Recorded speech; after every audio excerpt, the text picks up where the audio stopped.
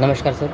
नमस्कार। बहुत बहुत स्वागत है आपका नए एपिसोड में, नए सुंदर दिन में। आनंद आनंद। सर एक छोटा सा प्रश्न है सिनेमा को के फ्रेम को लेकर, हाँ, तो अगर आप इजाज़त दें तो मैं पूछना बिल्कुल चाहूँगा। बिल्कुल। हम मान लेते हैं कोई एक्स नाम की स्क्रिप्ट है किसी विषय पर, और फिर उसमें बहुत सारे सीन्स हैं स्क्रिप्ट में, स्क्रीन प्ले में सॉरी, हाँ। और उसमें फिर कई सारे शॉट्स हैं। तो वो जो एक एक फ्रेम बनाते हैं, जो भी डायरेक्टर और फोटोग्राफी जो होता है यानी सिनेमाटोग्राफर, वो दोनों लोग मिल के अकॉर्डिंग टू द स्क्रिप्ट और स्क्रीन प्ले जो भी उनको बात कम्युनिकेट करनी है थ्रू इमेजेस, तो वो जो फ्रेम बनाते हैं वो उसका प्रोसेस क्या है, वो कहाँ से जनरेट होता है? स्क्रिप्ट से होता है या डायरेक्टर का अपना विजन होता है या क्या? मतलब फ्रेम कैसे बनाए, बेसिकली यही सवाल पूछना था। मतलब डायरेक्टर और स्क्रीन पे राइटर मिलके हाँ, वो लोग तो करते ही हैं, ये तो होता ही तो है। फ्रेम कैसे बनाए? मतलब अगर फ्रेम कुछ तो सिनेमाटोग्राफर बनाएगा ना। हाँ, लेकिन उसमें सर एक डायरेक्टर की भूमिका होती है ना कि इस तरह से हम इस शॉट को विज़न हमने किया है या देखा है या सोचा है। हाँ। तो जो दोनों लोग मिल के बनाते हैं कि इस शॉट को हम ऐसे लेते हैं, तो कई बार डायरेक्टर का भी विजन होता है, कई बार डीओपी वो बताता है कि नहीं इसको ऐसे लेते हैं। तो यहाँ दिक्कत क्या समझ में नहीं आता? जैसे कोई भी फिल्म मेकर है, वो सबसे पहले ही एक लोकेशन पे जाएगा और एक फ्रेम के अंदर देखेगा कि एक फ्रेम के भीतर क्या आ रहा है, बाहर क्या आ रहा है। जैसे मान लीजिए कि सत्यजीत रे ने देखा सिर्फ इतना लेना है। सर बस सॉरी टू इंटरप्ट, ये जो आपने बोला ना इतना लेना है, हाँ, वो इतना लेना है क्या है? बस अब उसी में बता रहे हैं। कुमार शानी और मणिकौल ऐसा नहीं करते थे। वो अगर ये इतना लेना है और इतने के भीतर अगर कोई कपड़ा हवा में बहता हुआ आ गया तो उसको एनजी शॉट नहीं करते थे, वह नॉट गुड शॉट नहीं करते थे। अच्छा, ठीक है। तो इतना जो लेना है, अब एक तो पहली बात है कि आपके भीतर एक वो परिमिति बोध होता है जिसको कि हमारे सिमेट्री कहते हैं आर्ट में। तो सिमेट्रिकल है कि नहीं इस बात को देखने के लिए किया जाता है। अब ये जो जब हम ऐसे करते हैं तो ये स्क्वायर बन रहा है, तो वो व्यू फाइंडर है कैमरे का। तो कैमरे से पहले, चूँकि कैमरा आज की तरह से बहुत ही कंफर्टेबल कैमरा नहीं होता था, भारी सा होता था, उसके अंदर जाकर देखना पड़ता था खूब क्लोजली, मतलब आधा शरीर चेहरा तो उसी के अंदर चला जाता था बहुत। और वो उसमें भी जो एक्सपर्ट नहीं होगा देखने का वो कंफ्यूज कर जाएगा। ठीक है, क्योंकि व्यू फाइंडर के अंदर भी बहुत सारे व्यू फाइंडर्स बने हुए हैं। आप किस में देखना चाह रहे हैं? तो अगर हम इसमें देख रहे हैं और हमें सिर्फ ये हाफ लेना है, हाफ बाहर का लेना है, तो फिर मिड क्लोज शॉट लेंगे कि क्लोज शॉट लेंगे, ये इम्पॉर्टेंट हो जाता है। अब डिपेंड करता है कि हम किसी आइडिया को दिखाने के लिए स्क्रीन प्ले में जो लिखा हुआ है सिर्फ एज इट इज़ वो लेना चाहते हैं या हम कुछ और भी ऐसा बताना चाहते हैं जो फिलहाल फ्रेम में दिख नहीं रहा है, जो बाद में रिवील होगा। जैसे कि एक फिल्म है मिरर, तारकोस्की की, उसमें एक टीचर एक लड़के को पढ़ा रही है, लड़का जो है थोड़ा डल माइंडेड है, ठीक से रिसीव नहीं कर पा रहा है। तो आप देखिएगा कि उसके आसपास की चीज़ भी वो इसलिए दिखा रहा है ताकि लोगों को बाद में रिलेट करने में सुविधा हो। ऐसे भी फ्रेम बनते हैं। दूसरा, एक कुमार शानी की फिल्म थी बार बार बारी, उसमें भी शुरू में साउंड के लेवल पर फ्रेम बनाने की कोशिश की गई थी। सर ये कैसे थोड़ा? हाँ, मतलब उसमें क्या हुआ था कि हाँ, उसमें जो नायिका है, नायिका बिल्कुल आधुनिक है, लेकिन उसको दिखाया जाना है पूरी फिल्म में, छोटी सी फिल्म में कालिदास योगी नायिका के रूप में दिखाया जाना है। उसी प्रकार के नायक भी होंगे, हिरन होगी, सहेलियाँ होंगी, जैसे शकुंतला के साथ अनुसुईया या प्रियमदन। लेकिन उससे पहले एकदम बिल्कुल मॉडर्न ढंग से दिखाया जा रहा है और टेक्नोलॉजी की आवाज़ दिखाई जा रही है जिसमें डिस्टर्बेंस आ रहा है। अब उस डिस्टर्बेंस को दिखाने के लिए एक फ्रेम बनाया गया था ताकि डिस्टर्बेंस दिखे भी, है ना।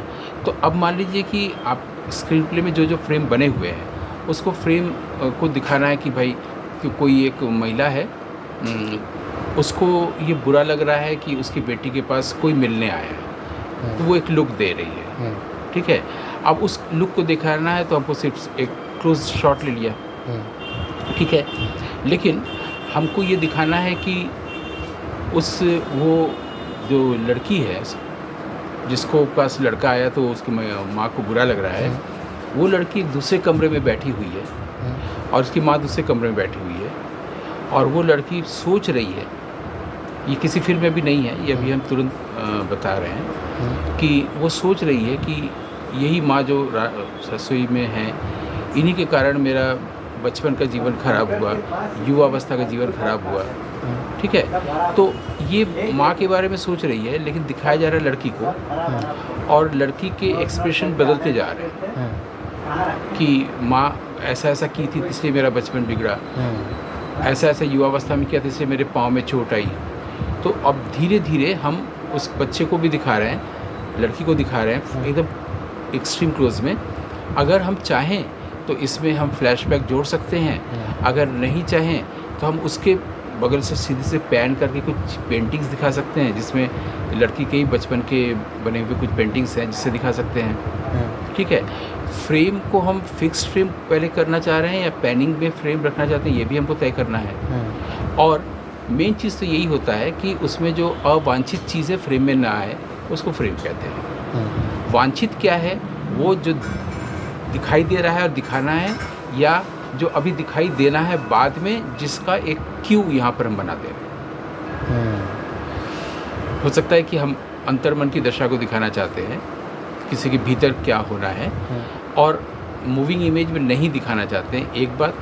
मूविंग इमेज में दिखाना चाहते हैं पैन करते हुए, दूसरी बात। या एक के ऊपर दूसरा सुपर इम्पोज होता ही चला जाएगा, तीसरा, चौथा, पाँचवा, कैसे कैसे वक्त गुजरते चले गए। तो इस पर डिपेंड करता है कि आप भीतरी दुनिया को दिखाना चाहते हैं जिसका बाहर प्रतिबिंब है, या बाहरी दुनिया को ही दिखाना चाहते हैं बाहरी दुनिया के तौर पर। ये क्लियर होना चाहिए जो फिल्म बना रहे डायरेक्टर के पास। तो फिर अपने आप उस हिसाब से फ्रेम बनते जाएंगे। हाँ, फ्रेम बनाना, देखिए टेक्निकली फ्रेम बनाना तो सिनेमाटोग्राफर का काम है, ठीक है। उसको ब्यूटीफाई करना भी उसी का काम है, ठीक।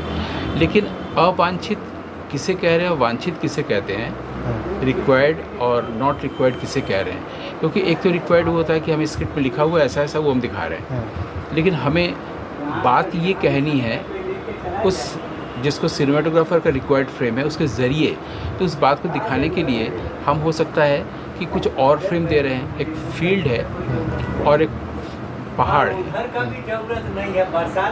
तो हम क्या कर रहे हैं कि फील्ड में नायक है नहीं दिखा रहे हैं, और फ्रेम में उसको दिखा रहे हैं, पहाड़ को दिखा रहे हैं, क्योंकि बाद में यही नायक जब ढूंढता हुआ कि कोई मुझे दफनाने के लिए कोई जगह हो, तो उसको कुछ नहीं मिलेगा। हो सकता है कि वो चाहेगा कि इस पहाड़ के नीचे मुझे दफना दिया जाए। इस बात को कहना है कि बार बार पहाड़ दिखाया जाए। पहले से फोर शेडोइंग कर रहे थे उसको। हाँ, ये थीम म्यूज़िक के तरह की चीज़ है, या बाद में जो चीज़ होना है उसको पहले दिखाने की चीज़ है, क्योंकि दफनाना हमेशा ज़मीन पर ही होता है ना, पहाड़ पे तो होता नहीं है। लेकिन वो चाह रहा है कि इस तरह से दफनाया जाए। हालांकि कियारोस्वामी की फिल्म ये है नहीं, लेकिन मुझे एक बात कहनी है कि हमको इस तरह से दफनाया जाए कि उस पर पहाड़ हो जाए और कोई मुझे जान न पाए कि मैं कहाँ गया। तो अगर ये इस तरह की बात को आपको फ्रेमिंग करनी है तो आपको सुपर इम्पोजिशन का यूज़ करना पड़ेगा, या फ्रेम पर कई फ्रेम देना पड़ेगा, या आप कुछ उसी जगह पर कोई और फ्रेम बनाना पड़ेगा, क्योंकि आपके लिए वांछित वो है, सिनेमाटोग्राफर के लिए वांछित वो नहीं है।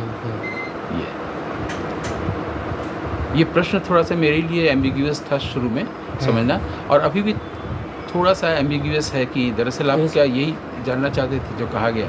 हाँ, और इसी प्रश्न को हम लोग अगले एपिसोड में और विस्तार से कुछ एग्जाम्पल भी हैं, तो मैं वो देख के पूछना चाहूँगा सर। तो हम लोग फिर से थोड़ा गहराई से फ्रेम ही कैसे बनाए इसको डिस्कस करना चाहूँगा। Thank you so much. फिलहाल के लिए हम लोग विदा लेते हैं, मिलते हैं सर नेक्स्ट एपिसोड में। बहुत बहुत धन्यवाद।